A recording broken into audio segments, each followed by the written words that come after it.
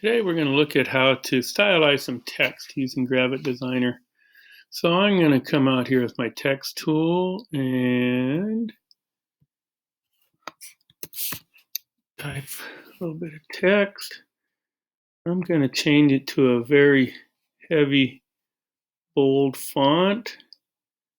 Let's see, I look at polar. Oops, I don't have it selected. Let's try this again.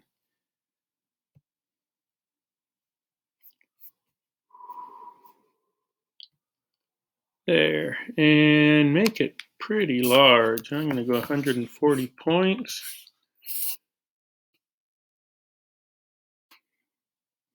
And let's see, what I think I'll do is I will space out the characters a little bit. Oh, that's too much.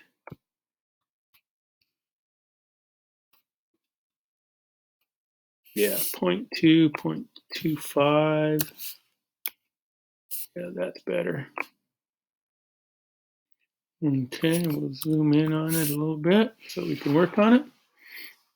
Okay, first thing I do is put a gradient on it. Oops, I want to go down here to fills, not, I want to add a fill. And we're going to go a linear gradient. Okay, I want to go white to black, but I want to put some red in the middle. So that looks pretty good. Now I'm going to rotate the white to the top. Put the black at the bottom. Pull the white down a little bit so the tops of the letters are white. Give a little more red. And that is a start. Okay, now let's scroll down to borders. And I'm going to add a couple different borders. I think the first one I'm going to do, actually, let's make it maybe 6 points right now. And what I want to do, I don't want it to start to encroach upon the lettering. So I'm going to hit these 3 lines right here, the advanced setting, and I want my position on the outside. So it moves away from the ends of it. And I'm going to make this a gradient too. Make it a linear gradient. I think I'll start at the top with a yellowish. Let's make it a little bit brighter, not quite as green. Okay. And then on the other one, let's make it orange. There we go. And again, I'll rotate it. So the lighter's at the top and the darker's outside. And now I'm going to add one more border or stroke, as we called it in Illustrator. So I'm just going to hit the plus sign again, and I'm going to put on a black stroke, and I'm going to make it even larger, maybe 12 points.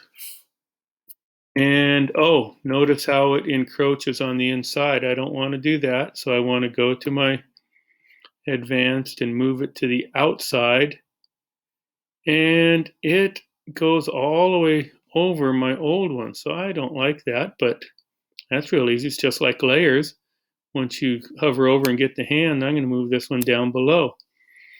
So I get the 2 different borders, and I think I'll just leave it like that for right now. And then I'm going to do an inner shadow. That'll give it a little bit of feeling of depth. So let's try 2 pixels to start with. And let's see, I want to make it sharp. So I'm going to have 0 blur and 100% opacity.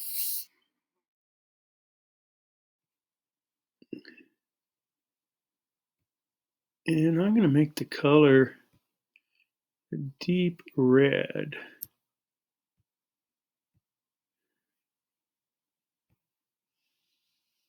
Okay.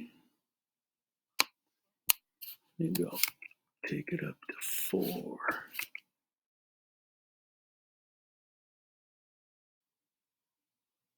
Okay, and then the last thing I want to do is where it says applies to element, I want to apply it to the fill. And there, now that it's applied to the fill, it gives this little inner drop shadow type of look to give your lettering some feeling of depth. And then why don't we go to more, and if your thing is not set up at a shadow, take it to shadow, and let's do a drop shadow. And maybe make it 20 pixels. Let's see how that looks. Oh, maybe I don't want to do quite that much. I think I'll go 15. You can do it however you please. And then you can blur it if you like. You can change opacity, change the color. It's all up to you. Maybe I'll go a purple, but make it a very dark purple, just for something different.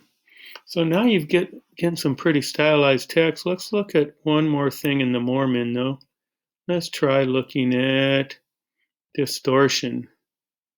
But those are all pro versions, so we won't be able to distort. We will just stick with what we have.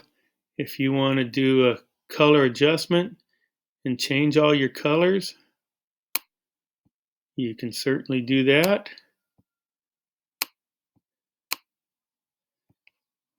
Start wherever you want to go, or you can just trash it and leave it where you were. So just a very simple activity on making stylized lettering.